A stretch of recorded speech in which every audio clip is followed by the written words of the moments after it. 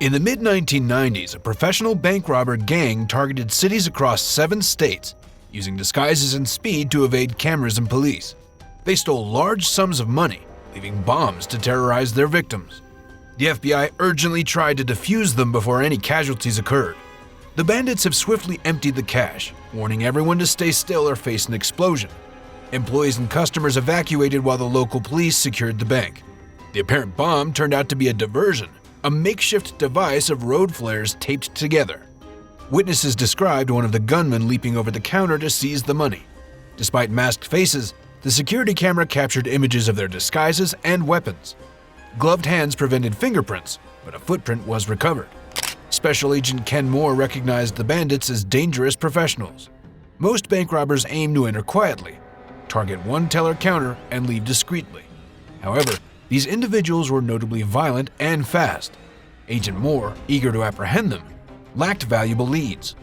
Later, a communication alerted the Des Moines office about a related bank robbery in Davenport, Iowa. The gunmen matched the descriptions and tactics of the Des Moines bandits, but this time they left a real explosive. Disarming it delayed the investigation.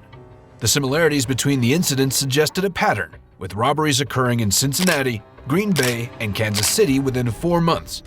2 distinct regions, the Midwest and Ohio, were targeted.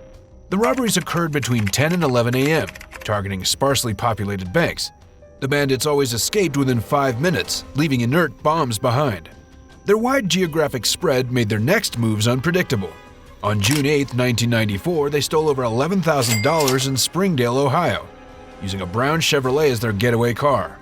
A suspicious car on an employer's lot led to the discovery of an inert hand grenade, linking it to the bank robbery.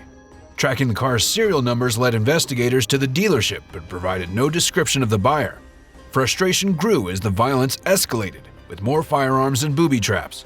On December 27th, 4 gunmen conducted their 12th robbery near St. Louis, ending their year. Concerns arose over potential bank takeovers and vault entries with 4 individuals present, allowing for greater possibilities. Witnesses in the St. Louis robbery observed the bandits donning ski masks before entering the building.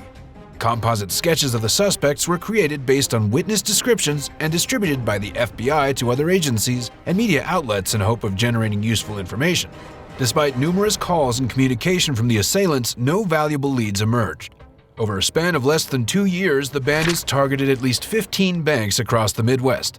Agents from multiple states and FBI headquarters convened in Louisville, Kentucky to collaborate on identifying and apprehending the suspects. Special Agent Moore served as the main point of contact. A phone tip named Peter Langan and Richard Guthrie as the leaders of the Midwestern bank bandits, individuals with criminal backgrounds who had previously been arrested. However, they served a short prison sentence and were released. Agent Welker compared the mugshots of Peter Langan and Richard Guthrie with the composite sketches made after the St. Louis robberies. They were remarkably similar. The FBI now had names for the gunmen and uncovered a more sinister plot. During their 21st robbery in St. Louis, the bandits wore ATF hats and left their signature pipe bomb, which was found to be inert or lacking detonators. Agents knew how to defuse the bombs themselves, eliminating delays in the investigation. Special Agent Ed Woods tracked down an informant in Georgia who had provided the names of Langan and Guthrie. The informant, once associated with the bandits, cooperated fully, revealing their white supremacist beliefs and Langan's intention to form the Aryan Republican Army. Inspired by the terrorist group The Order, Langan and Guthrie aimed to rob banks and start a revolution against federal agencies like the FBI and ATF. The informant initially declined to join the new gang, but agreed to assist the FBI. He revealed the extent of their activities, including surgical planning for bank robberies and their connection to white supremacy. The informant helped case a bank in Springdale, Ohio, but cut ties with the bandits before the robbery. The FBI made a deal with him not to prosecute in exchange for assistance. Agent Welker suspected that the bandits would escalate their racial prejudice into violence.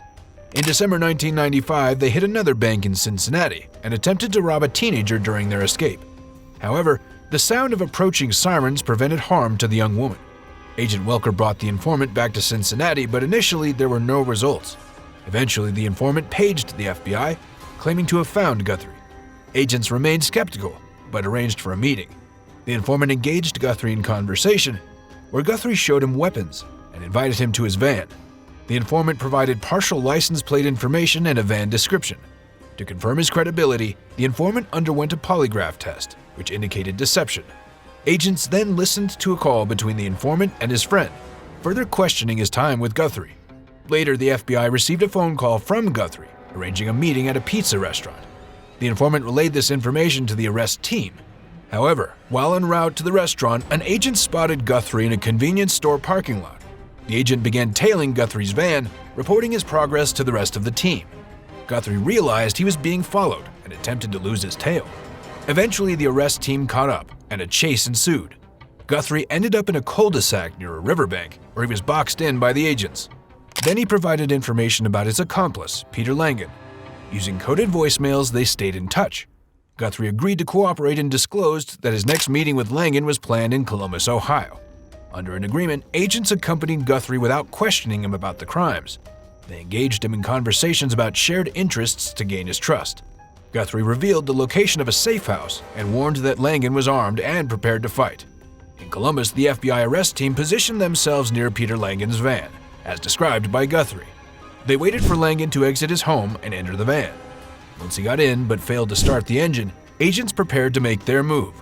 Langan appeared motionless, and agents were uncertain of his intentions. Finally, the signal to move was given, and agents approached the van. Langan unexpectedly chose to resist arrest and put up a fight. Despite firing approximately 50 rounds, the SWAT team apprehended Langan with minor injuries.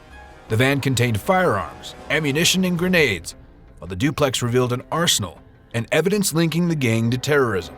Recruitment materials targeting young white males for the Aryan Republican Army were also discovered. Despite a bank teller's failure to identify Langan from a photo lineup, Guthrie cooperated with the agents, providing detailed information about the 22 robberies. However, he only knew the first names of his at-large accomplices, including Scott and Kevin, who were involved in music and had a police supervisor nephew in the Philadelphia area. Special Agent Joe Hendrickson in Philadelphia initially felt overwhelmed by the task of finding them, but a contact at the city's intelligence division quickly identified the individuals, as they'd been monitoring local white supremacists. Intelligence officers conducted surveillance on them for over a year, diligently monitoring their activities. During this period, officers frequently observed their meetings taking place on a farm owned by Mark Thomas.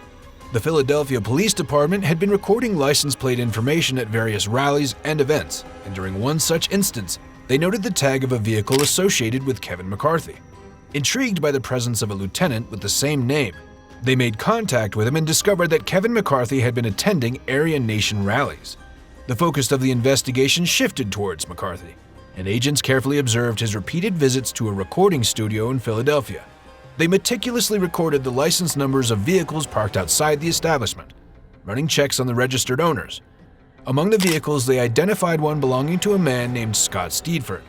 Scott Steedford, in addition to managing the studio, was also a drummer in McCarthy's band. Guthrie, upon seeing an amateur photo, positively identified Steedford as the person he had worked with. Furthermore, the witness recognized Steedford as the getaway driver in the Des Moines robbery, providing additional evidence. An arrest warrant was issued for Steedford, who was located in Philadelphia. However, due to the high risks involved, law enforcement decided against a direct invasion of the studio where Steedford was known to frequent. Uncertainty regarding the individuals present and the potential presence of hidden weapons made them cautious, as they wanted to avoid another violent confrontation. Instead, undercover agents devised a plan. Posing as a father and daughter, they engaged Steedford in conversation at the studio. The female agent pretended to be interested in the cost of studio time, claiming she wanted to record a song for her mother. During the interaction, the agents confirmed that Steedford was alone and connected online. With the situation assessed, the agents swiftly took action and apprehended Steedford without resorting to a shootout. The FBI arrested Kevin McCarthy without an arrest warrant.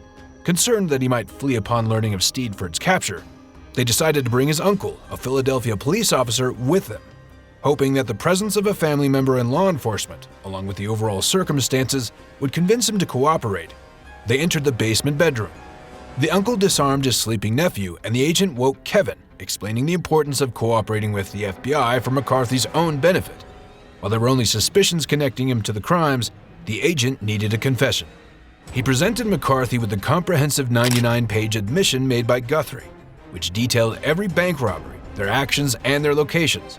McCarthy suddenly realized that they possessed all the information, but lacked tangible evidence. Overwhelmed, he voluntarily surrendered the weapon and clothing he had used in the robberies. As McCarthy began to confess, his uncle intervened, urging him to seek legal representation. With all the suspects now apprehended, the agents concluded their investigation. On July 3, 1996, Richard Guthrie pleaded guilty to 19 bank robberies and agreed to testify against his accomplices. This cooperation provided prosecutors with a strong case. However, 9 days later, the cooperating witness tragically took his own life in a jail cell, devastating the government's case. This turn of events posed a significant challenge for the prosecution, since Guthrie could no longer be cross-examined, rendering his information inadmissible as direct evidence against Langan. To secure convictions for the remaining bank robbers, the FBI needed to find another individual who would corroborate Guthrie's confession. Ferd and Kevin McCarthy were drawn towards the influence of Thomas, who edited a newspaper and webpage promoting white supremacism. Thomas's materials had successfully swayed numerous young men into joining racist and anti-government organizations. While Thomas himself was not directly involved in the crimes, we believe that his influence has contributed to their occurrence, making him accountable under conspiracy laws. The FBI maintained regular contact with Thomas at his farm in Pennsylvania, both to gather information about his activities and to apply ongoing pressure. Despite Thomas expressing frustration with their presence, the FBI made it clear that they suspected his involvement and were persistent in their investigation. During questioning, Kevin McCarthy revealed that he and Scott Steedford had resided at Thomas's residences. He assumed a paternal role for them, portraying himself as a mentor and warning them about an impending race war. In the summer of 1994, he brought the young men to Elohim City, a white supremacist compound in Oklahoma. It was there that Thomas extended an invitation for them to join the Aryan Republican Army. Scott Steedford participated in his first bank robbery in mid-October, only 2 weeks after joining. On the 13th of that month, Kevin McCarthy was driven by Steedford to Arkansas, where he was introduced to Langdon and Guthrie. McCarthy overheard their claims of successful bank robberies throughout the Midwest and decided to join them at the age of 17. During their interactions, McCarthy revealed that Thomas had taken $100 in stolen money to initiate an Aryan war chest. The agents discovered multiple falsehoods in Thomas's statements regarding his activities on his farm. With the evidence they had, the agents presented their case to U.S. prosecutors. Despite it being a challenging case, the United States Attorney's Office decided to issue an arrest warrant based on the testimony of the cooperating witnesses. Upon learning that the FBI intended to charge him with conspiracy, Thomas made arrangements to surrender while inviting the media to witness the event. He claimed that their presence would protect him from potential assassination attempts. At his arraignment hearing on February 4, 1997, Thomas pleaded not guilty and remained silent when asked about meeting with the FBI the following day.